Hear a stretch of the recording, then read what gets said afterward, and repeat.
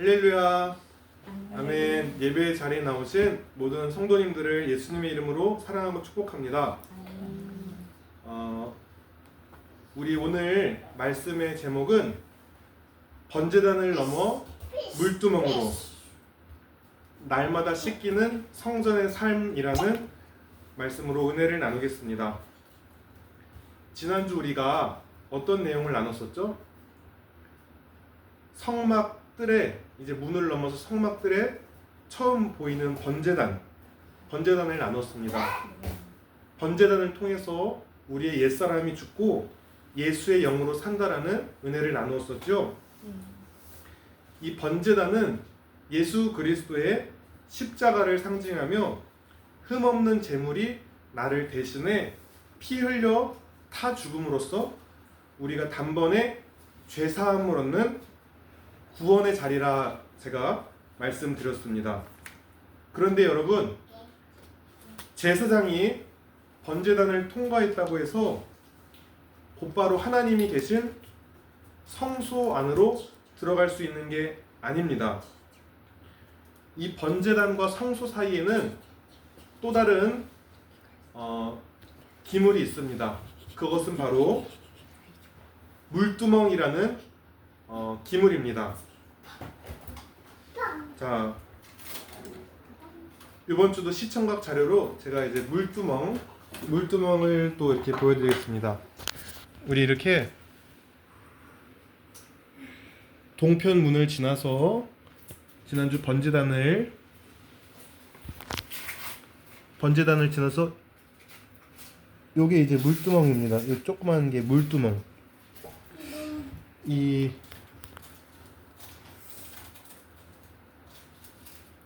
자, 겉으로 보기에 물두멍은 그냥 손과 발을 씻는 그냥 대형 물대야 같아 보입니다. 그러나 그 안에는 하나님과 인간 사이의 관계 회복, 정결, 그리고 지속적인 변화라는 의미가 담겨 있습니다. 성막의 구조를 보면 번제단은 우리의 죄가 예수의 피로 씻기는 정결해지는 곳입니다. 물두멍은 물로 씻음을 통해서 우리 삶이 정결해지는 곳입니다. 그 이후에야 성소에 나아가 거룩하신 하나님과 깊이 교제할 수 있게 되는 것입니다. 그래서 우리가 예수의 피로 구원함을 받았다고 해서 바로 깊은 하나님의 교제로 바로 쑥 나아갈 수 있는 것은 아니다라는 말입니다. 반드시 번제단과 성소 사이에 거쳐야 되는 정결의 과정이 있다. 그리고 오늘 성경 본문에 제사장들이 번제단을 거쳤을지라도 이 물두멍에서 손과 발을 씻지 않으면 어떻게 된다 그랬죠? 반드시 죽을 것이다. 준엄한 명령을 내리셨습니다. 오늘날 우리를 진짜 죽어? 우리가 걸어다니는 하나님의 성전이라고 하잖아요. 그런데 우리가 이 물두멍 앞에서 우리를 어떻게 돌아봐야 되는지 한번 살펴보겠습니다. 첫째로 이 물두멍 앞에서 우리가 나아갈 때는 우리의 행동과 방향을 바로잡는 정결의 자리입니다. 하나님은 제사장들에게 성소에 들어가기 전에 반드시 물두멍에서 손과 발을 씻으라고 명령했어요. 성경에서 손은요, 우리가 무엇을 하며 사느냐, 네 손을 이렇게 빠르게 게으르게 하는 자는 가난하게 될 것이다. 이 손이 행동을 의미합니다. 발은 우리가 어디로 걸어가고 있는지 삶의 방향성을 나타냅니다. 주의 말씀은 내 발의 등이요 내 길의 빛입니다. 우리의 발이 우리 삶의 길을 방향을 나타냅니다. 따라서 이 물두멍은 단순히 육체의 먼지를 씻는 곳이 아니라 내 삶 전체를 정결하게 하는 상징적인 자리입니다. 이전에 내 욕심대로 행하고 내가 가고 싶은 대로 하고 싶은 대로 했던 삶에서 내 고집을 내려놓고 하나님의 기준에 맞춰서 내 삶의 방향성을 다시 씻는 곳이, 맞추는 곳이 물두멍입니다. 두 번째로 이 물두멍의 장소의 의미는 죄의 용서를 넘어 더러움을 제거하는 자리입니다. 우리가 기억해야 될 것이 있습니다. 우리는 예수의 피로 단번에 구원함을, 용서함을 받았습니다. 믿으십니까? 아멘. 그러나 우리가 예수님을 믿어 용서함을 받았다고 우리가 늘 깨끗한 삶으로 살아가는 것은 아닙니다. 용서받는 것과 깨끗하게 살아가는 것은 비슷해 보이나 좀 별개의 문제입니다. 신약 성경에 예수님 뭐라고 말씀하셨죠? 제자들의 발을 씻길 때 베드로가 예수님 내 발은 씻을 수 없습니다. 더러워요. 그러니까 예수님 뭐라고 말씀하셨죠? 이미 목욕한 자는 발밖에 씻을 필요가 없다. 온몸이 깨끗하다. 이 말은 우리는 예수 그리스도의 보혈로 깨끗해져서 단번에 구원함을 받았습니다. 그렇죠? 그러나 우리 발은 광야 같은 세상 속에서 계속 흙먼지를 묻히고 살아갑니다. 우리 영혼에 늘 살아가다 보면서 더러워지는 게 있기 때문에 우린 날마다 우리를 깨끗하게 하는 물두멍의 자리로 나아가야 됩니다. 세 번째로 이 물두멍은 말씀의 거울로서 나를 비추는 자리입니다. 출애굽기 38장 8절에 물두멍에 독특한 재료가 나옵니다. 이 물두멍이 어떤 재료로 만들어졌는지 아십니까? 선교사님 아십니까? 네, 노신데 그가 노스로 만들 때 특히 회막 문에서 수종들은 여인들의 놋거울로 만들어라. 그냥 놋이 아니라 회막 문에서 수종드는 여인들의 놋거울로 만들어라. 당시 고대 광야에서는요, 광야 사회에서 이 구리를 닦아 놋거울을 만드는 것은 이 거울이 없었기 때문에 특히 여성들에게는 자신의 외모를 가꿀 수 있는 최고의 사치품이었어요.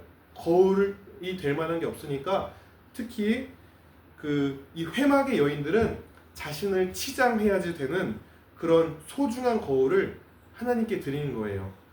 그것을 녹여서 만들게 하셨어요. 근데 그 놋거울이 우리를 비출 때 제사장이 손과 발을 씻으러 물두멍에 딱 자신을 비춰봤을 때 어땠을까요? 자신의 더러움이 비춰지잖아요. 눈에 보이는 먼지도 있지만 자신의 막 욕심 가득한 얼굴, 아니면 뭔가 이렇게 불평불만이 가득한 얼굴, 뭐 그런 게 영적으로도 보이지 않았겠습니까? 이 물두멍에 가득 담긴 물을 통해 나의 영과 육이 비춰진다. 말씀이 거울로 우리 영혼을 스캔하듯이 그러한 역할입니다. 세상의 거울은요, 우리의 겉모습, 우리의 스펙, 우리의 그런 것들을 비춰주지만 말씀의 거울 앞에서 나의 내면의 탐욕, 시기, 음란, 숨겨진 죄악들이 드러납니다. 그럴 때에 내가 얼마나 연약한 존재인지 말씀을 하십니다. 어떤 분은 의사를 아들로 둔 어떤 목사님은 이런 말씀 하시더라고요.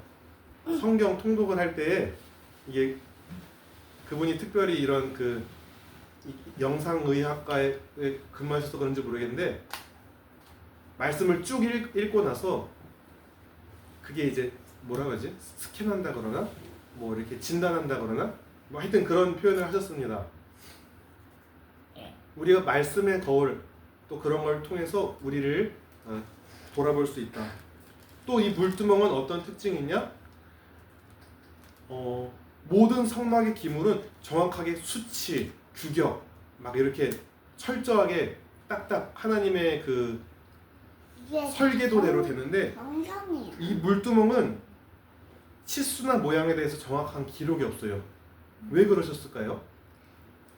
이것은 저는 이 물두멍을 하나님의 은혜와 용서가 제한이 없다.